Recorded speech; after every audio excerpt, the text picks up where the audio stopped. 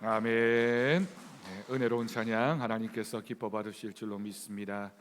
할렐루야. 오늘도 주일 아침 주님의 전에 나온 우리 더사랑교회 모든 성도들과 그 가정 가운데 하나님이 주시는 복과 은혜가 넘쳐나기를 주님의 이름으로 축복합니다. 여러분, 오늘은 우리 총회에서 정한 장애인 주일입니다. 장애인 주일을 맞아 우리가 함께 예배 드리게 된 것, 또 오늘 말씀을 통해서 우리에게 주시는 귀한 음성의 귀를 기울이는 시간, 축복의 시간이 되기를 다시 한번 축복합니다. 오늘 말씀을 준비하면서 제 마음에 시종일관 떠나지 않은 한 질문이 있었습니다. 그것은 바로 나는 사람을 어떤 눈으로 바라보고 있느냐라고 하는 질문입니다. 우리는 입버릇처럼 신앙생활을 하면서 교회는 사랑의 공동체입니다 라고 이야기하고, 우리는 모두 주 안에서 하나입니다 라고 고백합니다. 하지만 냉정하게 우리 마음의 깊은 곳을 들여다봅시다. 우리 안에는 나도 모르게 우리가 서로 하나라고 얘기하지만 남과 나 사이에 그어놓은 선이 있지 않습니까? 정상과 비정상이라고 하는 선이 그어져 있는 경우가 있고요, 나에게 편한 사람과 불편한 사람이라고 하는 선을 그어놓고 나에게는 이 사람은 유익이 되고 저 사람은 내가 싫어하는 사람이야 라고 하는 분명한 선을 그어놓은 경우가 있습니다. 또는 도움을 주는 사람과 도움을 받아야 하는 자라는 선이 그어져 있는 경우도 있습니다. 그러다 보니 이런 선을 그어놓고는 우리는 그렇게 생각합니다. 흔히 내가 가진 기준에 부합하면 정상이라고 부르고, 반대로 거기서 조금이라도 벗어나면 동정의 대상 혹은 사회적인 약자라고 하는 틀 안에 가두어 버리는 경우도 많습니다. 그러나 여러분, 오늘 본문에서 예수님은 우리에게 있는 이런 정상과 비정상, 또는 나는 괜찮은 사람이고 상대방은 그렇지 않은 사람이다 라고 하는 이분법적인 사고를 완전히 무너뜨리십니다.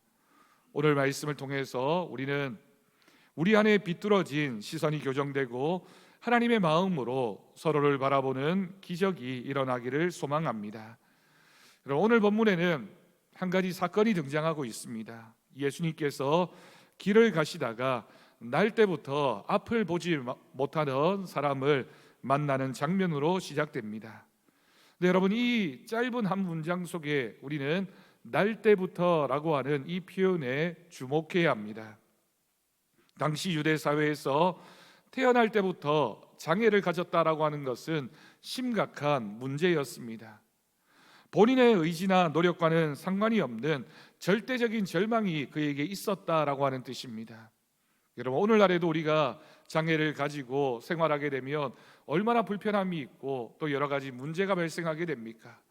그런데 당시에는 이런 불편함이나 문제를 넘어선 시선이 있었습니다. 이 사람은 태어나면서부터 앞을 보지 못했기 때문에 하루하루를 연명하는 일에 구걸이 필요했습니다. 구걸한다라고 하는 것이 얼마나 그 사람에게 어려운 마음을 가지게 했을까요? 더군다나 종교적으로는 많은 사람들이 이 사람은 하나님의 저주를 받은 자라고 하는 낙인을 찍었고, 그러다 보니 여러 사람의 시선이 이 사람에게는 큰 무거운 짐이 될 수밖에 없었던 것입니다. 한마디로 비참한 상황이라고 할 수 있겠죠. 이런 비참한 광경을 본 제 아들이 예수님께 물었습니다. 제 아들의 이 질문 속에도 세상 사람들과 동일한 그런 마음이 담겨져 있는 것 같습니다. 그럼 오늘 본문 2절을 보면, 라삐여, 이 사람이 맹인으로 난 것이 누구의 죄로 인함이니까? 자기입니까? 그의 부모입니까? 라고 예수님께 질문합니다. 제 아들의 이 질문 속에는 당시 유대인들의 전형적인 세계관이라고 할 수 있는 인과응보의 생각이 깔려 있습니다. 여러분, 인과응보가 무엇입니까? 불행에는 반드시 죄라는 원인이 있다라고 하는 논리입니다. 누군가에게 이런 문제가 생겨나게 된 것은 분명히 어떤 원인이 있을 것이고, 그 원인이 그 사람에게 있느냐, 그의 부모에게 있느냐라고 하는 질문입니다. 여러분, 그들은 고통당하는 사람 앞에서 그 아픔에 공감하기보다는 그 고통의 이유를 찾아내기를 원했고, 그 고통의 이유를 찾아내어서 정죄하고 판단하는 것에 더 익숙했던 것입니다. 여러분, 이 이야기가 성경에서만 기록된 이야기입니까? 오늘 우리도 마찬가지입니다. 누군가의 연약함을 보거나 어려운 상황을 보게 되면 우리도 본능적으로 이유를 묻습니다. 무슨 문제가 있어서 저렇게 됐을까? 부모가 뭘 잘못한 건 아닐까? 아마도 신앙이 없는 사람이라면 전생에 무슨 죄가 있었나? 그 사람의 문제를 그 부모 또는 그 위로 찾아가면서 분명히 뭔가 이유가 있을 거야 라는 생각으로 그 이유를 찾아내려고 하는 것입니다. 근데 여러분, 이 질문 속에는 솔직히 숨겨져 있는 우리들의 생각이 있습니다. 이런 질문들은 결국 나와 저 사람은 다르다라고 하는 우월감을 확인하려는 잔인한 본능에서 비롯된 것이라고 할 수 있습니다. 나와 저 사람은 다르다, 나는 적어도 저 사람보다 낫다라고 하는 우월감, 그런 마음이 저 사람에게서 무슨 원인을 찾으려고 하는, 판단하고 정죄하려는 표현으로 드러나게 되는 것입니다. 제자들에게 결국 이 앞을 보지 못하는 이 사람은 하나님의 형상을 닮은 한 인격체가 아니라 자신들에게 있어서는 토론의 주제였고 분석의 대상에 불과했던 것입니다. 여러분, 우리도 종종 그럴 때가 있지 않습니까? 누군가 어떤 아픔이 있고 문제가 있고 장애가 있으면 그 사람을 바라보면서 이야기하는 것 좋아하고, 왜 저럴까 분석하고 판단하는 것 좋아합니다. 그런데 제자들의 이러한 차가운 질문에 예수님께서는 단호하게 대답하셨습니다. 여러분, 3절 말씀을 봅니다. 이 사람이나 부모의 죄로 인한 것이 아니라 그에게서, 여러분, 이 다음 말씀이 오늘 말씀의 핵심입니다. 하나님이 하시는 일을 나타내고자 하심이라. 이 사람에게 지금 일어나고 있는 이 문제가 분명한 목적이 있는데 하나님이 하시는 일을 나타내고자 하심이다 라고 기록하고 있습니다. 예수님의 이 대답은 혁명적입니다. 예수님은 지금 사건의 원인을 묻는 제자들에게 원인이 중요한 것이 아니라 그 인생의 목적을 말씀하고 계십니다. 여러분, 방금 우리가 읽은 이 짧은 한 문장, 헬라어 원문을 보면 나타내고자 하심이다 라고 하는, 나타내고자 하심이다 라고 하는 곳에 사용되어진 접속사가 중요합니다. 이 헬라어 접속사 히나라고 하는 단어인데요, 이 히나라고 하는 단어는 목적을 나타내는 접속사입니다. 이게 무슨 뜻입니까?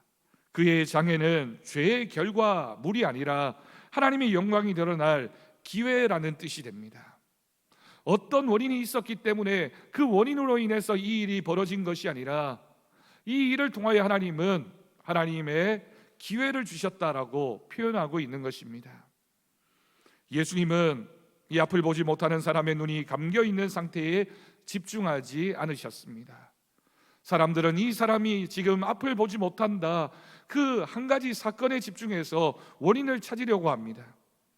하지만 예수님은 그 인생을 통해 그리실 위대한 그림을 말씀하셨던 것입니다. 여러분, 이것이 바로 성경에 기록되어진 복음의 시선입니다. 세상은 연약하다는 것, 부족함이 있다라고 하는 것을 결핍으로 보지만 주님은 그것을 하나님의 능력이 머무는 통로로 바라보고 계신 것입니다. 여러분, 우리의 연약함, 우리의 부족함은 우리가 실패했다라고 하는 뜻이 아니라 그 상황, 그 모습을 통하여 하나님께서는 새로운 기회를 우리에게 말씀하고 계십니다. 제가 언젠가 경주에서 장애인 전도협회라는 곳에 설교를 위해서 방문했을 때의 일입니다. 예배가 시작되어졌고 설교가 한창 진행되고 있었습니다. 그런데 본당 중간쯤에서 한 청년이 계속해서 이상한 소리를 내는 겁니다. 어버버 하고 자꾸만 이상한 소리를 내었습니다. 조용하게 설교를 듣고 있던 예배당 온 사람들의 마음속에 왜 저 사람이 저럴까라는 생각이 들려오는 그런 시간이었습니다. 솔직히 말씀드리면 설교를 하고 있던 저에게도 순간적으로 눈살이 찌푸러졌습니다. 아니, 왜 저 청년의 부모님은 저 청년을 여기에 보냈을까? 왜 단속하지 않을까? 다른 사람들에게 방해가 되잖아. 저의 마음속에도 제자들과 같은 판단과 정죄하는 생각이 순간적으로 올라왔던 것입니다. 그리고 그 설교가 마쳤고 찬양 시간이 되었습니다. 그 청년이 갑자기 휠체어에서 일어나려고 몸부림을 치더니 뒤틀린 두 손을 하늘을 향해 활짝 올리고 열심히 찬양하기 시작했습니다. 알아들을 수 없는 소리로, 그러나 누구보다도 간절한 표정으로 하나님을 향한 찬양을 부르면서 눈물을 흘리기 시작했습니다. 그 모습을 바라보고 있었던 저에게 그 순간 심장이 멎는 것 같았습니다. 하나님께서 제 마음에 양심에 대고 말씀하시는 것 같았기 때문입니다. 봐라, 저 청년은 지금 온 마음을 다해 나를 찬양하고 있다. 그런데 너는 지금 무엇을 하고 있느냐? 너는 예배를 드리고 있느냐? 예배를 관리하는 사람이냐? 누가 너에게 판단하는 마음을 주었느냐? 라고 말씀하시는 소리가 들렸습니다. 그 청년의 소음은 방해가 아니라 하나님이 받으시는 가장 아름다운 찬양이었고 가장 아름다운 향기였는데 저는 그것을 놓치고 있었던 것입니다.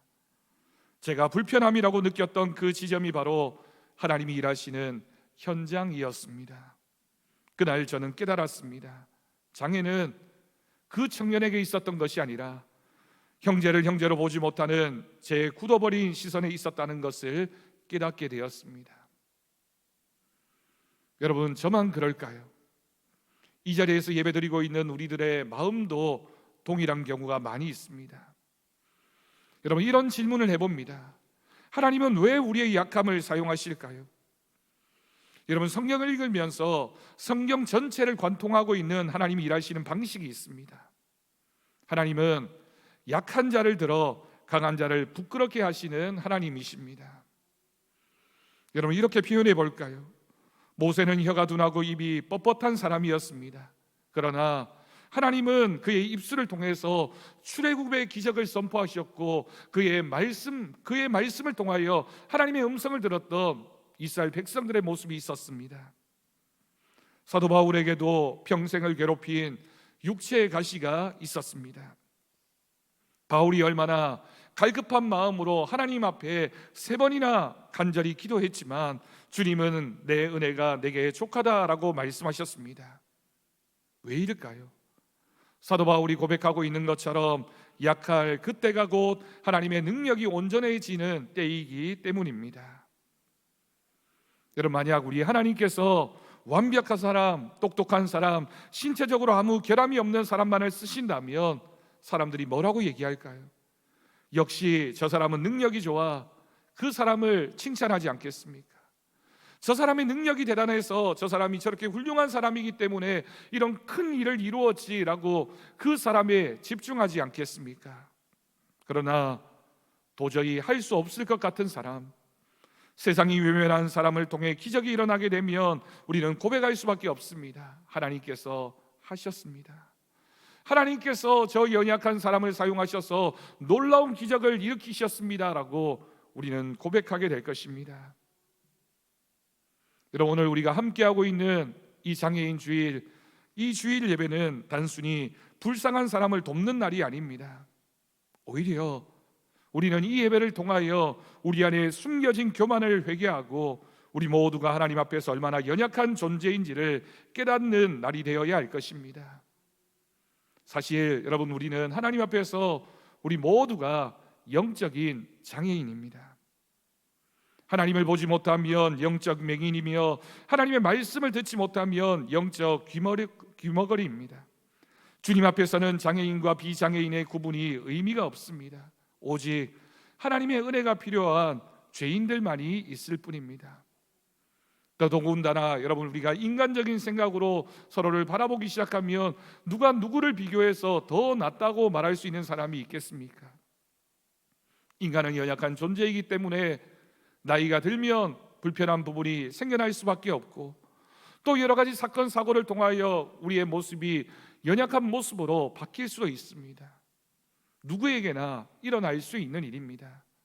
장애가 있다는 것, 우리의 몸에 불편함이 있다는 것, 또는 우리의 마음이나 생각에 여러 가지 걱정과 두려움이 생겨나는 것, 또는 우리의 환경에서 여러 가지 어려운 형편을 만나게 되는 것, 또는 내가 경제적으로 저 사람과 비교해서 부족하다는 것, 그 모든 것들이 우리에게 늘 일어날 수 있는 일이고 누가 누구를 향해서 더 낫다라고 말할 수 없는 우리의 연약함일 뿐인 것입니다. 여러분, 우리는 그런 존재들입니다. 우리가 잘 아는 수많은 찬송가를 지은 환희 크리스비 여사의 이야기를 들려드리고 싶습니다. 그녀는 태어난 지 6주 만에 의사의 실수로 시력을 잃게 되었습니다. 날 때는 앞을 볼 수 있는 그런 상황이었는데 의사가 실수해서 평생을 시력을 잃은 채 생활하게 되었으니 얼마나 억울하고 얼마나 안타까운 마음이 들었을까요? 평생을 어둠 속에서 살아야 했던 그녀에게 세상 사람들은 동정의 눈길을 보냈습니다. 참 안타깝다.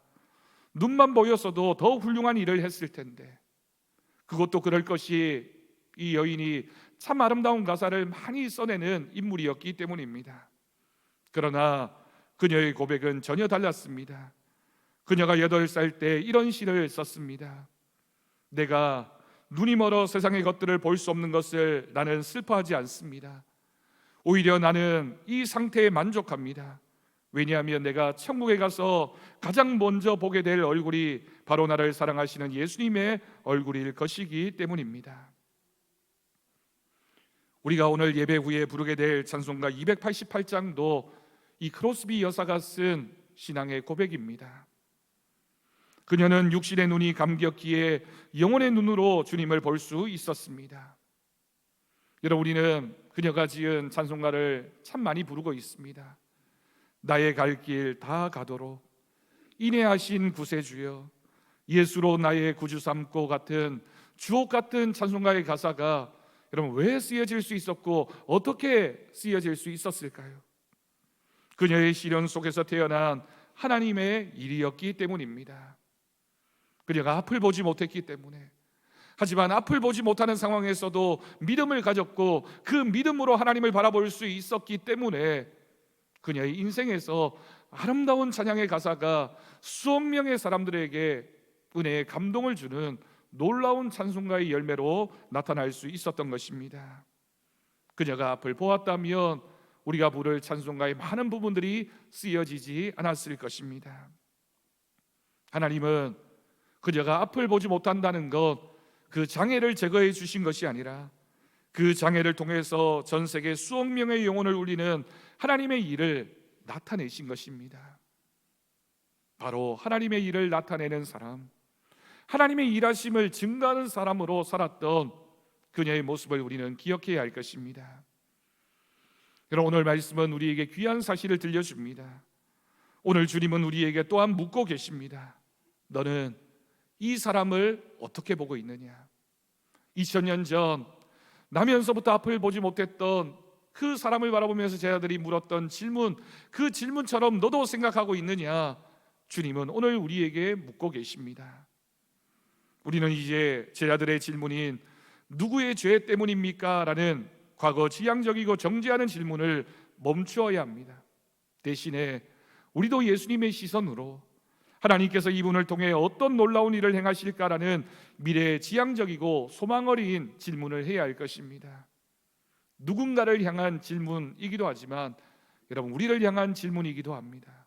하나님은 부족한 나 같은 사람, 누구와 비교해서 연약하고 가진 것이 없는 나 같은 사람을 통해서 하나님은 어떤 일을 나타내 보이고자 하실까?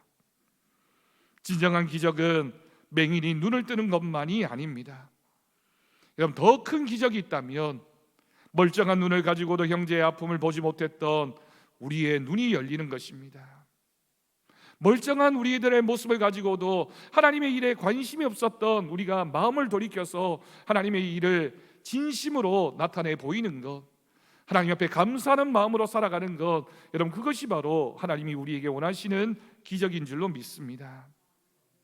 혹시 장애를 가진 분들이 우리 교회에 와서 내가 적응해야 하는 곳이 아니라 내가 나 자체로 존중받고 함께 살아가는 곳이라는 것을 느낄 수 있는 믿음의 공동체로 만들어가는 것, 여러분 그것이 우리에게 주신 하나님의 사명이지 않을까요? 우리가 해야 할 결단 3가지를 제안하면서 저도 여러분들도 함께 하나님이 주시는 권면에 귀를 기울일 수 있기를 바랍니다. 여러분, 첫 번째는 여러분 시선을 바꾸십시오. 우리에게 주어진 장애나 아픔이나 우리의 부족함은 불편함이 아니라 하나님이 우리에게 주신 새로운 가능성입니다. 우리는 그 가능성을 바라보아야 합니다. 우리의 이웃을 바라보면서도 그 가능성을 보아야 하고, 내가 나 자신을 바라보면서도 우리에게 있는 가능성을 볼 수 있어야 합니다. 장애는 극복해야 될 장애물이 아니라 하나님의 능력이 머무는 거룩한 장소이기 때문입니다. 부정적으로 바라보면 나의 앞을 가로막고 있는 장애물처럼 생각될 수 있지만, 우리가 믿음의 눈을 떠서 하나님이 왜 이것을 주셨을까를 고민하고 믿음으로 바라보기 시작하면 장애물이 아니라 디딤돌이 되어서 우리가 하나님이 기뻐하시는 그 일에 더 적합하게 사용되어지는 하나님의 은혜의 도구가 될 줄로 믿습니다. 두 번째로, 여러분 거리를 좁히십시오. 멀리서 동정의 눈길로 바라보는 것은 사랑이 아닙니다. 다가가서 손을 잡아주고 그들의 삶의 무게를 함께 나누는 우리의 일이 되어야 합니다.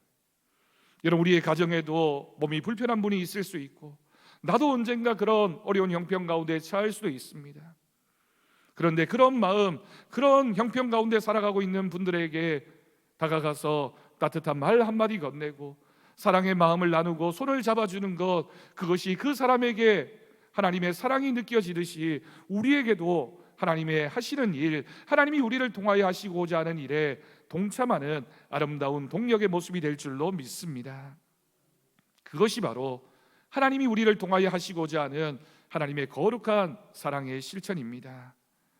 마지막 세 번째로, 여러분 공동체를 세우십시오. 세상에서도 요즘 건축물을 건축할 때 턱이 없는 건축물을 만들기 위해서 얼마나 애를 쓰는지 모릅니다. 그런데 여러분, 교회는 거기서 한 걸음 더 나아가야 합니다. 물론 턱이 없는 건축물을 만드는 것에도 관심을 가져야 하겠지만, 더 중요한 것은 우리 마음의 문턱을 낮추는 것입니다.